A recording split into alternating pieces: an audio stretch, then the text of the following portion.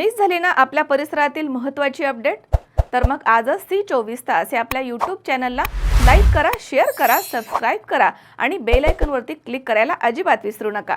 सार्वजनिक बांधकाम मंत्री आदरणीय राजे या ठिकाणी उपस्थित आहेत। या रस्त्यांच्या बाबतीमध्ये आज तुम्हाला मी एक स्पेसिफिक माझा फक्त एक रस्ता सांगतो की केळगाव ते सोनेवाडी ते अकोले हा रस्ता जो आहे, हा रस्ता या रस्त्यावर 90% वाहतूक ही केंद्राच्या अंडर असलेल्या इंडियन ऑइल कंपनी असेल, भारत पेट्रोल कंपनी असेल यांच्या डिझेल पेट्रोल पंपाची अकोलनेरच्या डेपोवरून वाहतूक आहे।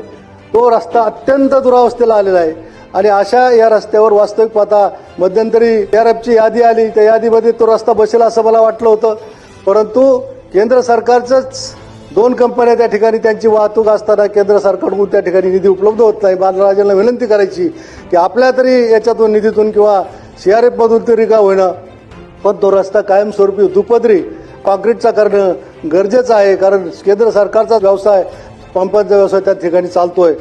म्हणून मी तुम्हाला या निमित्तानं विनंती करतो, या नियम 293 अन्वये मला या ठिकाणी बोलण्याची संधी दिली। अध्यक्ष महोदय, तुमचे मनापासून आभार मानतो आणि थांबतो। माझ्या मतदारसंघामध्ये 27 मे रोजी झालेला अवकाळी पाऊस असेल, जून ते सप्टेंबर दरम्यान झालेली अतिवृष्टी असेल, यामुळे अनेक रस्ते वाहून गेले, अनेक मोरीपूल वाहून गेलेत, अनेक बंधारे बाजूचा भराव जो आहे तो भराव फुटून त्या ठिकाणी वाहून गेलेले आहेत। अद्यापपर्यंत त्याच्यावर दुरुस्ती झालेली नाही। ते बंधारे आज जर पावसाळ्यापूर्वी दुरुस्त झाले नाही तर पुढच्या पावसाळ्यामध्ये आणखी शेतकऱ्यांचं, बाजूच्या शेतकऱ्यांचं नुकसान मोठ्या प्रमाणावर त्या ठिकाणी होईल आणि म्हणून मी आपल्या मार्फत शासनाला सांगू इच्छितो की या बाबतीमध्ये सुद्धा तातडीनं निर्णय घेणं गरजेचं आहे।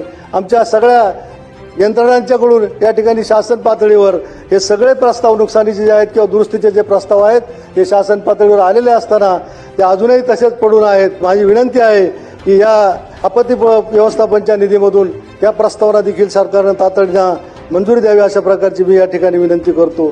दुसरा महत्त्वाचा विषय असा आहे की पाणी पुरवठा व स्वच्छता विभागावर बोलत असताना माझ्या मतदारसंघामध्ये जवळपास 65 योजनांचं काम हे जलजीवन मिशन अंतर्गत त्या ठिकाणी घेतलं गेलं। अत्यंत मोठ्या प्रमाणावर योजना घेतल्या, परंतु आज 65 पैकी एकही योजना पूर्ण झालेली नाही।